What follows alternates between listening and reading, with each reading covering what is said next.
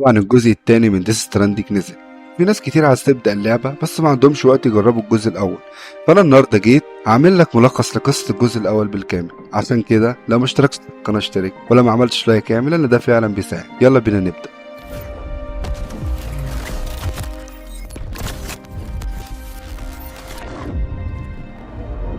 مرحب بكم في عالم ديس ستراندينج، اللعبة اللي أخدت عقولنا وقلوبنا في رحلة فريدة من نوعها. لو لسه ما بدأتش اللعبة أو عايز تفهم الأحداث بشكل أوضح، فالفيديو ده ليك. هنحكي القصة بترتيب منطقي خطوة بخطوة، وهنشرح لك كل حاجة بتحصل من غير أي تعقيدات وبأسلوب جذاب يخليك تفهم كل تفصيلة. في البداية، ديس ستراندينج مش مجرد لعبة، دي تجربة إنسانية عميقة بتخليك تفكر في التواصل والعزلة والمستقبل. يلا بينا نبدأ رحلتنا. بتبدأ قصتنا بعد كارثة غامضة اسمها ديس ستراندينج أو جنح الموت.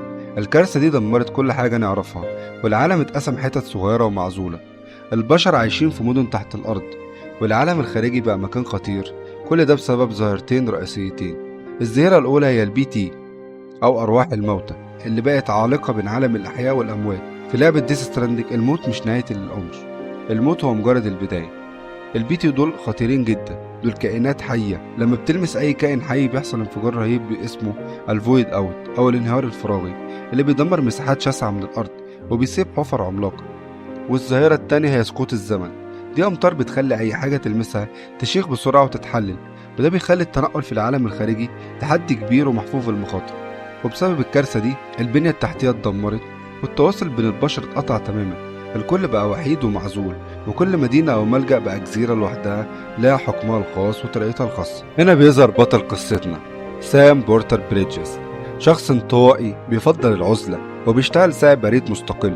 مهمته هي توصيل الإمدادات الحيوية بين المدن القليلة المتبقية. سام مش مجرد سائق بريد، سام عنده قدرة فريدة اسمها الدومز، والقدرة دي بتمكنه على اكتشاف البي تي، وده بيديله أفضلية كبيرة في التنقل بأمان نسبي. كمان سام عنده قدرة نادرة جدا اسمها ريباتريت، يا رب كنا نطقتها صح، يعني لو مات ممكن يرجع للحياة تاني.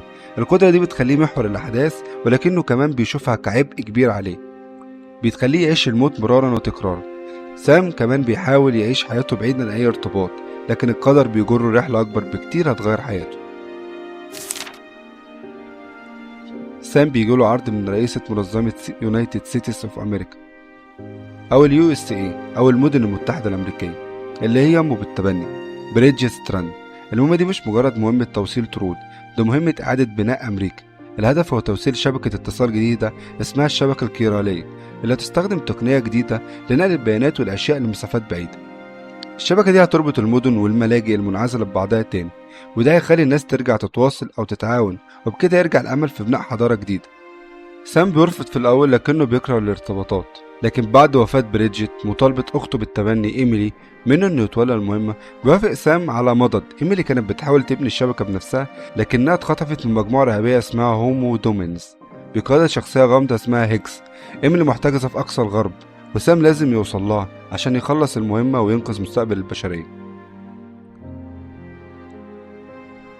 سام بيبدأ رحلته الشاقة من الشرق للغرب، محمل بكميات ضخمة من الشحنات. كل خطوة بياخدها هي تحدي جديد.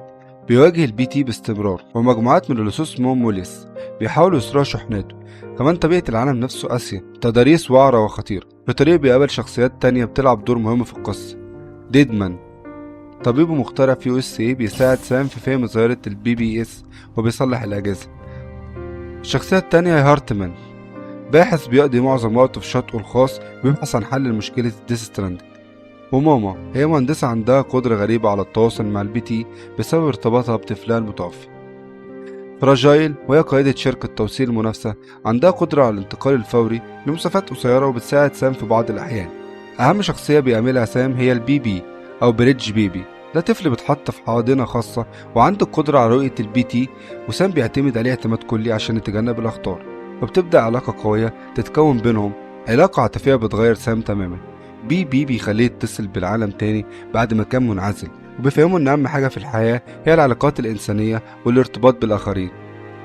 سام بيستخدم أدوات مختلفة عشان يتخطى التحديات، زي السلالم والحبال والعربيات والدراجات وأسلحة متنوعة للدفاع عن نفسه.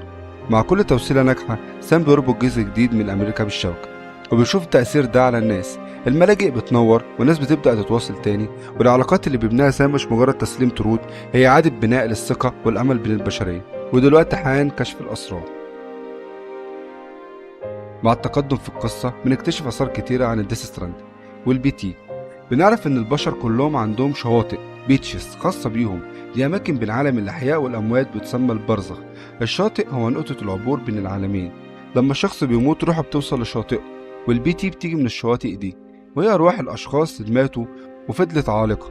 كل ما عدد البي تي بيزيد ده معناه إن في خطر كبير بيقرب، وبيشير لاقتراب حدث كارثي أكبر. سام بيكتشف إن قدرته على العودة للحياة مرتبطة بشاطئه الخاص، وده اللي بيخليه جزء من الحلقة المفرغة بين الحياة والموت، وبيخليه عرضة أكتر لظاهرة الديث ستراند. وفي ذروة الأحداث سام بيوصل للغرب وبيواجه هيجز. هنا بيتم كشف السر الأكبر. هيجز مش مجرد إرهابي، هو بيشتغل تحت سيطرة إيميلي نفسها، ودي صدمة كبيرة جدا لسام. هيجز كان بيحاول يعطل مهمة سام بناء على أوامر إيميلي، وكان شايف إن البشر يستحقوا الانقراض. بيكتشف السر الأهم: إيميلي هي مش أخت سام الحقيقية بالمعنى التقليدي، هي في الواقع اكستنشن انتيتي أو كيان الانقراض. دي كائنة مسؤولة عن بدء الديث ستراندنج الحالية، اللي هي كمان مسؤولة عن جميع الانقراضات الجماعية السابقة على الأرض على مدار ملايين السنين. هي جزء من دورة طبيعية للدمار وإعادة البناء في الكون. هي مش شريرة لكنها بتنفذ واجبها الكوني. إيميلي هي المسؤولة عن الشاطئ الخاص بيها، وهو أكبر شاطئ موجود، وده اللي بيخليها قادرة على التحكم في الديث ستراند. كان هدفها إنه تجمع البشر كلهم في مكان واحد عن طريق ربطهم بشبكة كيرال نتورك أو الشبكة الكيرالية، لكن ده مش عشان توحدهم للأبد، لا ده عشان تنهي عملية الانقراض بشكل أسرع وأكثر كفاءة، أو اللاست ستراند اللي كان هيسبب انقراض شامل للحياة على الأرض. سام بيوصل لإيميلي في الشاطئ الأخير في نقطة النهاية للرحلة، وهناك بتكشف له إيميلي كل الحقائق المؤلمة، وبتقول إنها مجبرة على إتمام عملية الانقراض الجماعي، وكل ده عشان تحافظ على التوازن في الكون. بتوضح له إن محاولة البشر للتشبث بالحياة مجرد تأخير لمفر منه، وبتسبب بألم أكتر للناس. هنا سام لازم يختار: هل يسمح للانقراض ده يحصل زي ما إيميلي بتقول، ولا هيحاول ينقذ البشرية من مصيرها المحتوم؟ ده قرار مصيري بيعتمد على إيمانه بالإنسانية. سام اللي كان طول حياته شخص انطوائي ومعزول بيواجه دلوقتي أكبر قرار في تاريخ البشرية. كل العلاقات اللي بناها في رحلته وكل الثقة اللي وضعها فيه الآخرون، كل ده بيخليه يفكر في قيمة الحياة والتواصل. ولحظة مؤثرة جدا سام بيقرر إنه مش هيسمح بحدوث الانقراض. مش بيقاتل إيميلي لكنه بيقنعها، بيستخدم كل التجارب اللي مر بيها وكل العلاقات اللي بناها عشان يوصل لها رسالة قوية: البشر عندهم القدرة على التغيير، على التعلم من أخطائهم، وعلى بناء مستقبل أفضل، وإن الأمل لسه موجود طالما في تواصل وتعاون. سام بيمد إيده لإيميلي وبياخدها معاه وبيرجع بيها للعالم الحقيقي، وده بيؤدي إلى كسر الدورة اللي كانت محبوسة فيها وبيمنع حدوث اللاست ستراند. بعد كل الصراعات سام بينجح في مهمته، بيرجع إيميلي وبيكون ربط أمريكا كلها بشبكة الكيرال نتورك. الناس بتبدأ تتواصل تاني بشكل أفضل، الأمل بيرجع لقلوب البشر والعالم بيبدأ يتعافى ببطء. وهنا بتوضح حقيقة كبيرة جدا: سام اللي كان بيكره العلاقات والارتباطات بيفهم في النهاية إن التواصل هو أهم حاجة في الحياة. بيتعلم إن القوة الحقيقية بتيجي من الارتباط بالآخرين ومن بناء جسور التفاهم والتعاون بينهم. وأخيرا بيبي الصغير اللي كان بيعتمد عليه سام في رحلته بيتحرر من الحاضنة بتاعته. سام بيتبناه كابنه. سام بيجد العائلة اللي كان بيحاول يبعد عنها طول حياته وبيصبح أبا في النهاية.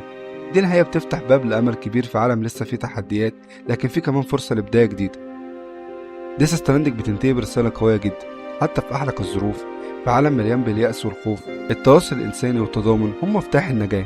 العالم لسه مهدد بالظواهر زي التايم فول والبي تي، لكن البشر عندهم فرصة يبنوا مستقبل أفضل، مش لوحدهم لكن مع بعض، إنهم يبنوا جسور مش جدران بينهم.